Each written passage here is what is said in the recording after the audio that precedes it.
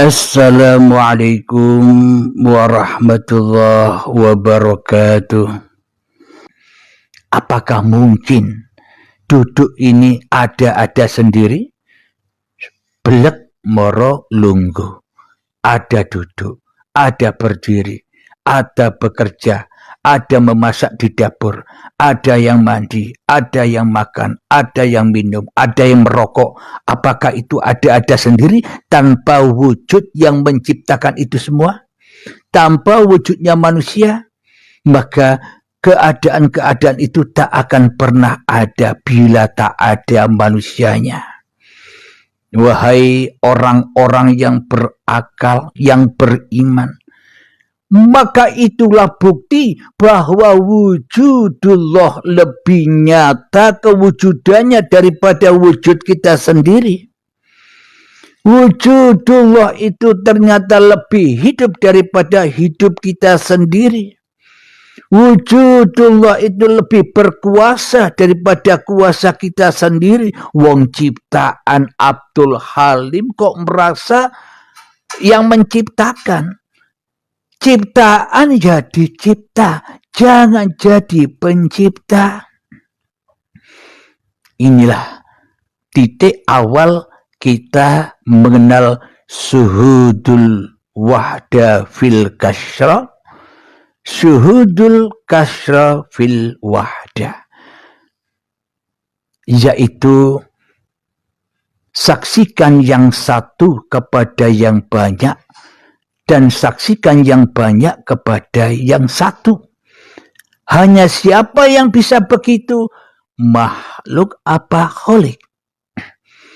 Ketika kita masih jadi kholik, ketika kita masih jadi Tuhan, seolah-olah syuhudul wahda fil kasra wa syuhudul kasra fil wahda, seolah-olah ya diri kita sendiri. Kita yang menyaksikan diri kita sendiri. Kita yang menyaksikan yang banyak ini, apapun bisa kita saksikan. Kalau di dalam ruangan ini ada almari, ada TV, ada gelas, ada kursi, ada tempat tidur, ada meja, ada pot bunga, ada figura dan sebagainya. Seolah-olah yang banyak nama-nama ini muncul disaksikan oleh yang satu, yakni Abdul Halimnya. Seolah-olah Abdul Halim ini yang jadi Tuhannya, yang bisa menyaksikan apa-apa ini. Dan tak mungkin apa-apa yang kusaksikan, dan tak mungkin kursi, dan tak mungkin album, yang tak mungkin pot bunga, dan tak mungkin TV, dan tak mungkin almari, dan tak mungkin gelas yang ku saksikan di hadapanku bisa menyaksikan aku.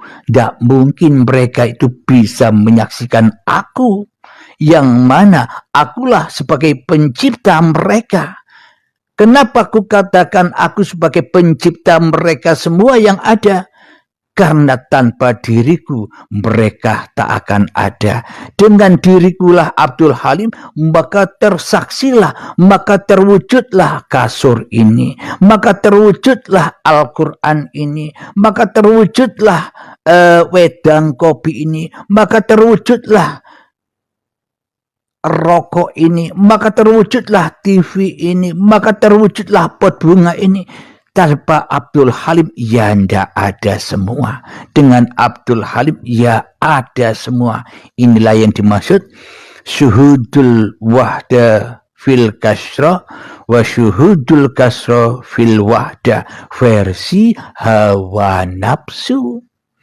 Karena hawa nafsunya yang masih jadi Tuhan, koyok-koyoke, seakan-akan hanya kita yang bisa menyaksikan diri kita sendiri, dan seakan-akan hanya kita yang bisa menyaksikan di luar diri kita yang lainnya. Seolah-olah kita sebagai pencipta langit yang di atas. Seolah-olah kita bisa menciptakan matahari yang kita lihat setiap hari. Seolah-olah kita bisa menciptakan rembulan yang kita saksikan tiap bulan purnama.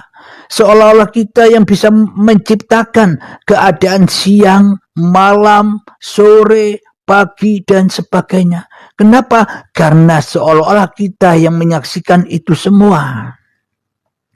Itulah yang jadi pencipta manusianya. Mestinya manusia jadi makhluk. Loh kok manusianya selama ini sejak detik-detik akil balik tiba sampai seusia tua 50 tahun ini jadi Tuhan terus.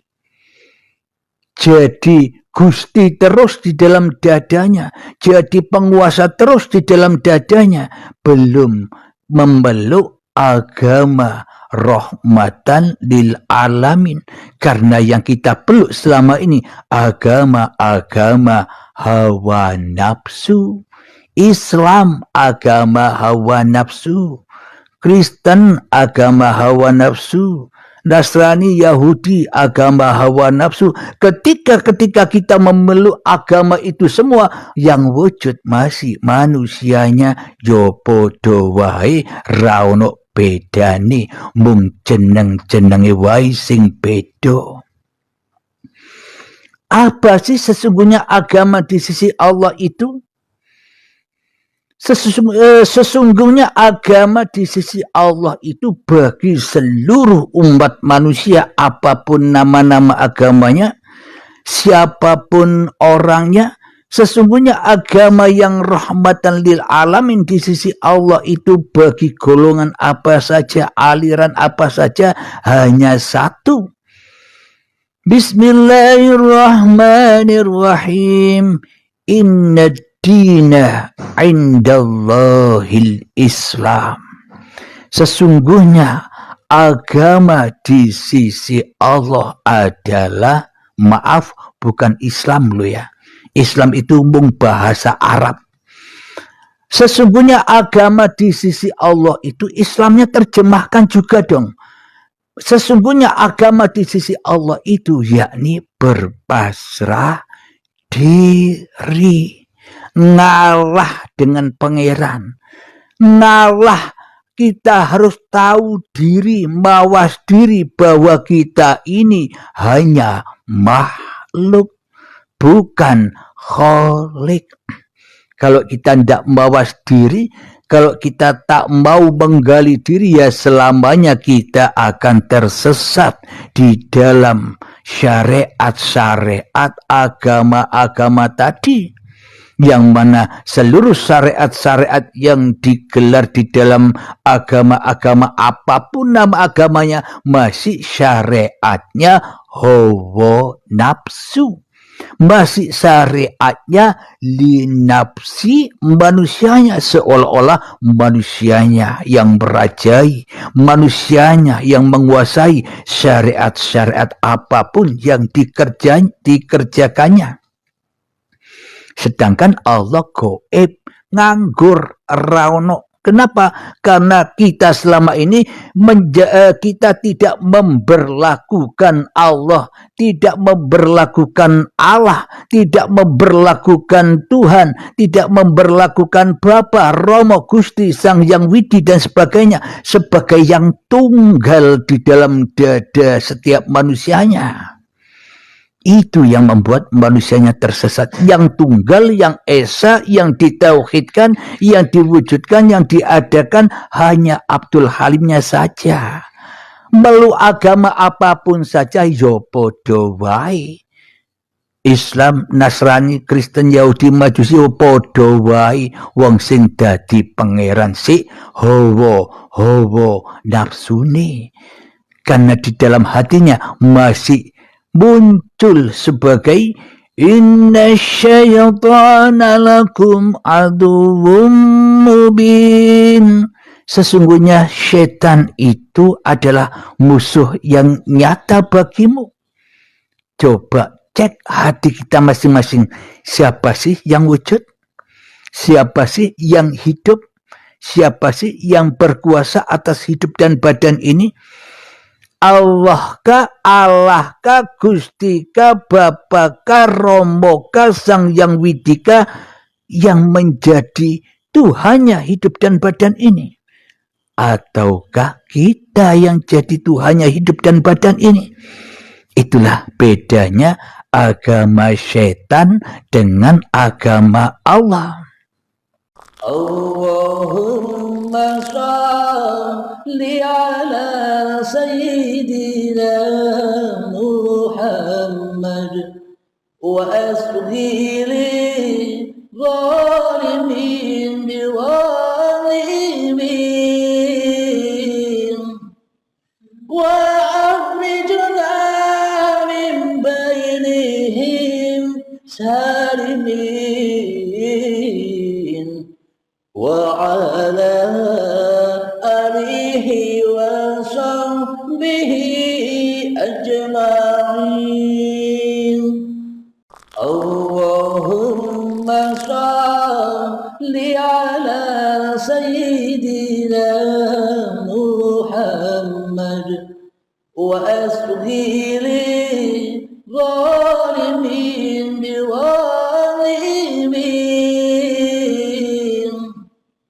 wa akhrijna min bainihim salimin wa ala alihi wa sahbihi ajma'in.